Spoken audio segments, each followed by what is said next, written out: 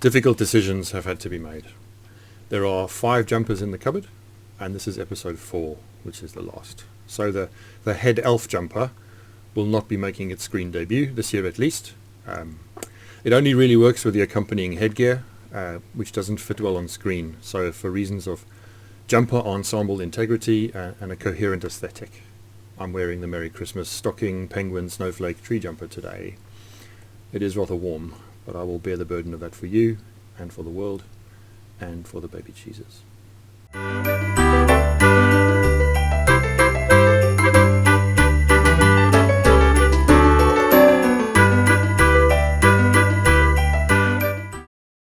So is this one story, or is it 2 stories?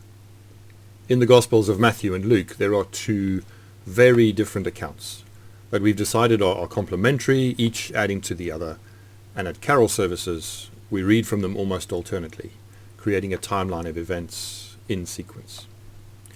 But that's not true when we look at each of them on their own. They tell very different stories. They have very little in common. We don't know who wrote them, but the earliest fragments date from many decades after the life and death of Jesus.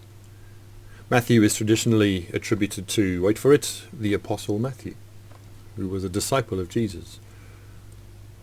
Well, the mainstream scholarly view is that it was written in the last quarter of the 1st century by an anonymous Christian Jew, and almost certainly not in the exact form we have it today. Matthew tells the whole story in 2 chapters, remembering that the chapter and verse thing is something we've done to the Bible. It's not there in the manuscripts that exist. It's something we've added as we've translated it and given ourselves points of reference. Matthew is all about Joseph. Mary gets a mention, but she's little more than a point of reference as the fiancée of Joseph and the mother of Jesus. But the actual birth story, all of it, is in 8 verses of chapter 1. Before that, we have the family tree, which we looked at in the previous episode, and then the whole of chapter 2 is the visit of the Magi. Except that the actual visit in the presence of the family is in 1 verse out of 23, about 35 words in total out of that whole chapter, depending on the translation being read. But more about the Magi later. Luke forms part of a 2-book collection, the other being the book of Acts, which follows on in the Bible from the 4 Gospels. And together, Luke and Acts are more than a quarter of the New Testament. The author is also anonymous. The most probable date for its composition is around 50 to 80 years after the death of Jesus, and there's evidence that it was still being revised well into the 2nd century. It's also a story told in 2 chapters, but they're much longer than in Matthew. There's a lot more story, and it's all about Mary. Except it's also about John the Baptist. 44 verses are actually directly about the story of the birth and early life of John the Baptist, not Jesus or Mary or Joseph at all. But back to Mary. Joseph gets mentioned twice. Again, a point of reference for Mary in this case, and then for the travelling to Bethlehem. Otherwise, bye-bye Joseph. He's just not there. And the shepherds meeting the angels and visiting, only in Luke's Gospel. So can we trust these stories? Well, it depends. If historical accuracy is the benchmark, almost certainly not. But that goes for the whole of the Bible. For example, the history of the kings of Israel is told at least twice in the Old Testament, from already edited sources, but in very different ways. Again, if that's what they mean to you, you read them as historically accurate. I'm not trying to change your mind. But permission to ask good questions about these things is too often off the table in the church. Or so it seems. And in this season, where we tell these stories so enthusiastically each year, it does feel presented as a coherent historical narrative, accurately described.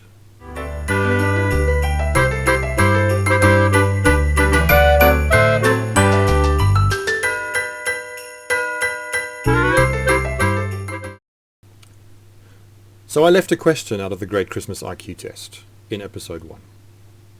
When the shepherds were in the field and the angel came and spoke to them, where was the angel? And where were the angels that sang?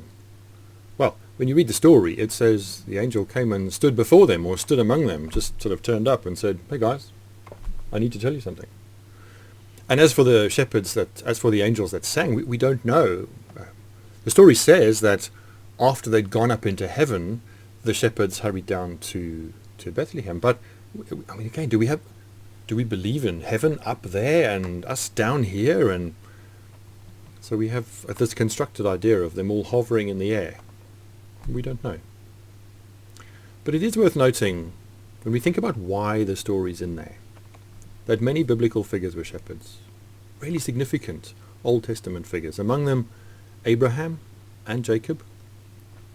The 12 tribes were sheep keepers, if that's even a word, but they were agrarian farming communities where the keeping of sheep and goats probably was fundamental to their lives. Moses was a shepherd. King David was a shepherd. The Old Testament prophet Amos was a shepherd. So there's perhaps a nod in the story to heritage here and backup from Old Testament heavyweights, symbolically giving a nod to the importance of this child in the presence of the shepherds. Some people say it's because they represented sort of peasant stock. They were, those on the edge of society out in the fields, and they represent inclusion, and who knows. But they are perhaps the first to see the infant Jesus, and they are the first evangelists, if we want to use that word carefully, going from there to tell others about what they'd seen and heard. It's easy to interpret as symbolic and affirming of the metaphor of Jesus as the Good Shepherd and the task of telling others about Jesus. They lend themselves to that imagery as it unpacks itself further on in the story.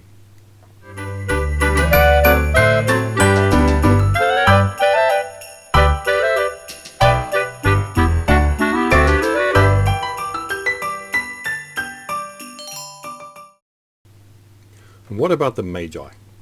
Mysterious people from afar, strangers, foreigners, star followers, weird newborn baby gift givers.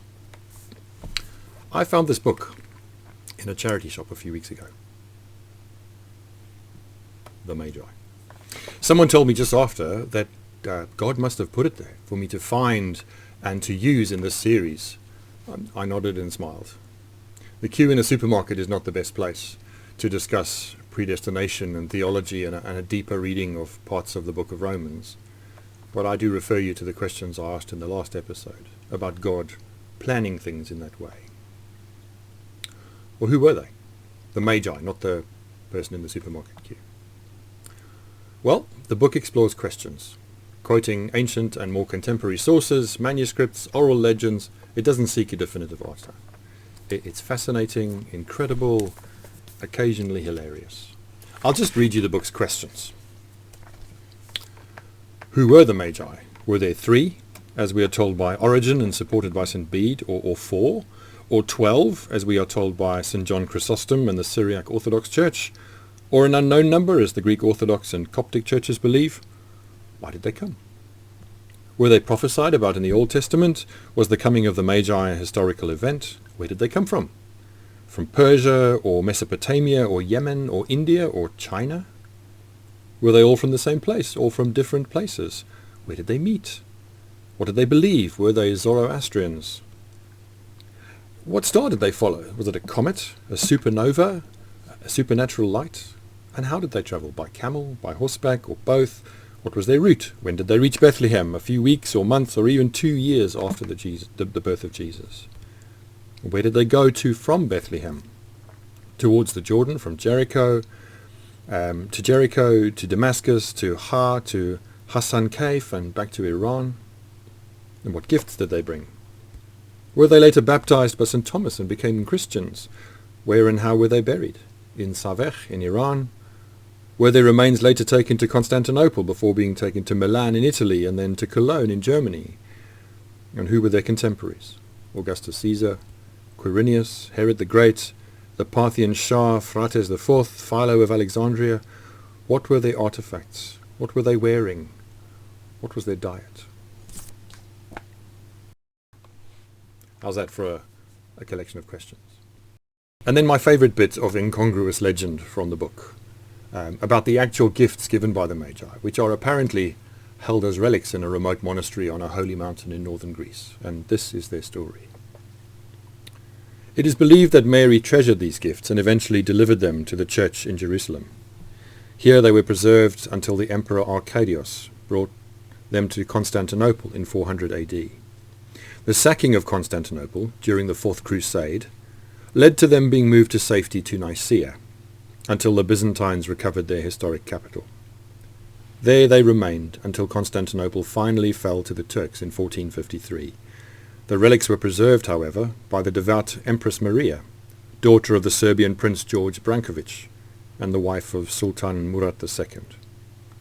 St. Paul's Monastery had been refounded in the 1380s as a Serbian monastery, and was linked to the Virgin through its dedication to the Purification. So it was not surprising that as a devout Serb, around 1470, she chose to present the relics to the monastery in Greece.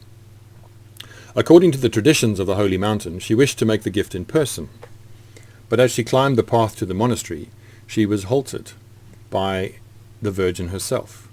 "Take not another step.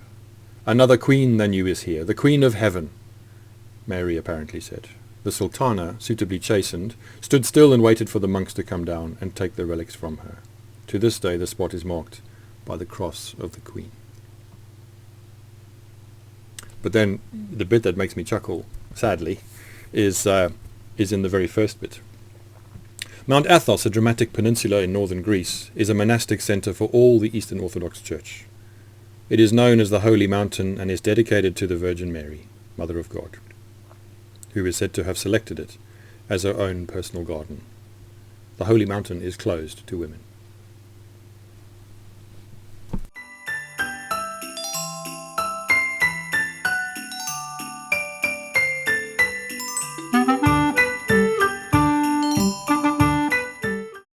What of these gifts? We are told what their meaning is. Gold for a king, frankincense to denote the priestly nature of Jesus, myrrh to foretell his death. Maybe. Except again, the Magi would have felt compelled to pack these things in ignorance, if they're part of some godly plan. I and many others prefer to keep an open mind on them. Gold is currency, and travellers need money. Frankincense has been traded and used on the Arab Peninsula in North Africa for 5,000 years. Magi, a noted tribe of Persian priests in some Greek histories, would have probably used it for their own purposes.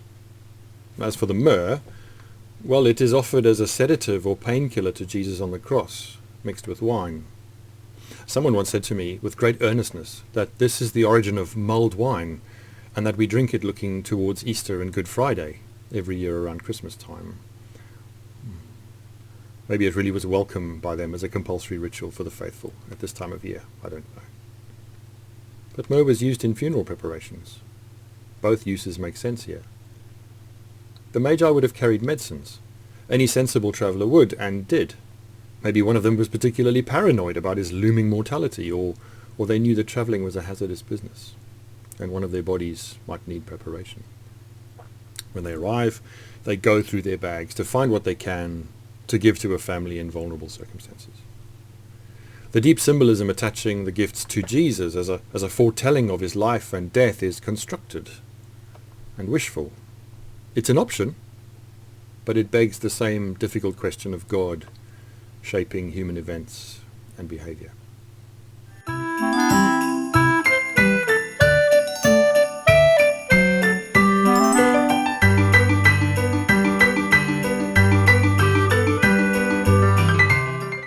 So with all this in mind, going back over all 4 episodes, how do we read the Christmas story? Well, there are many answers to that question. I would say carefully and with care. Care not just towards ourselves and in terms of responsible reading, but even with felt care towards those who wrote these stories in the first place, and then edited and translated them into the form we have today, which has become fixed, even rigid.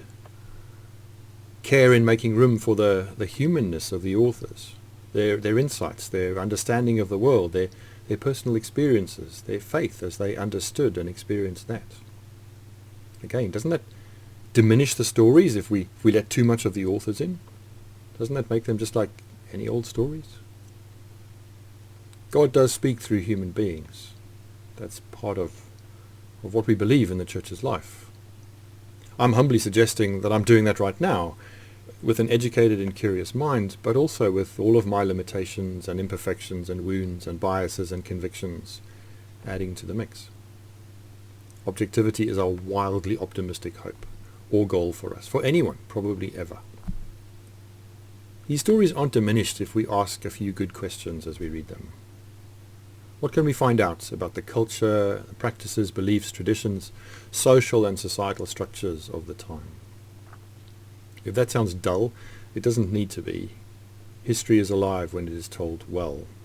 Resources are easier than ever to find, and we can face the next question better if we've done that kind of background, which is, where is the humanity in all of this?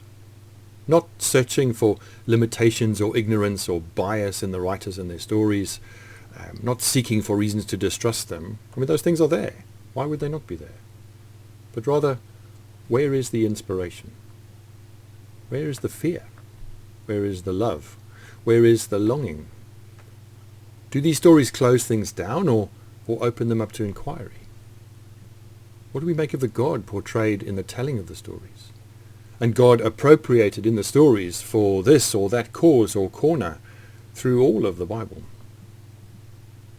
Also, how can we read these stories well with others?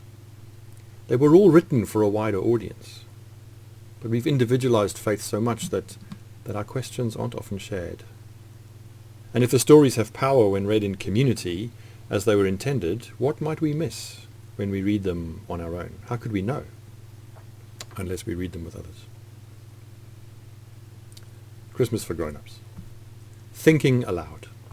Thinking welcome. Thinking necessary, if these and other faith stories are going to take deep roots in us. And if faith taking root isn't on your menu at the moment, that's fine. I hope you've been convinced that having faith isn't simple or easy, or asking you to just pack up your brain and stick it in a box. I hope you're convinced that the church is not a place where we should just accept things as we're told, that following Jesus means a whole lot of naive agreement to set beliefs, thousands of pages of coherent, God-written, perfect words in the Bible, and the laying down, the giving up of curiosity, skepticism, doubt. If it ever feels like we should just swallow the God story, the Jesus story as it's handed down to us, just as it is, it feels like that more than ever around Christmas. Therefore, Christmas for Grownups. I've enjoyed making it. Thank you for watching it. As before, contact me if you want to. My details are at the end of the video, as well as a link to the rest of the series and the option to subscribe to my YouTube channel.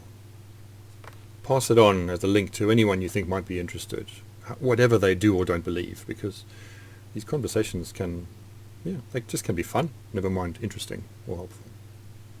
And whatever this Christmas feels like, whatever this year has been like for you, for your community of people, family and beyond, I hope it's the best it can be. However the story of the birth of Jesus fits into it for you.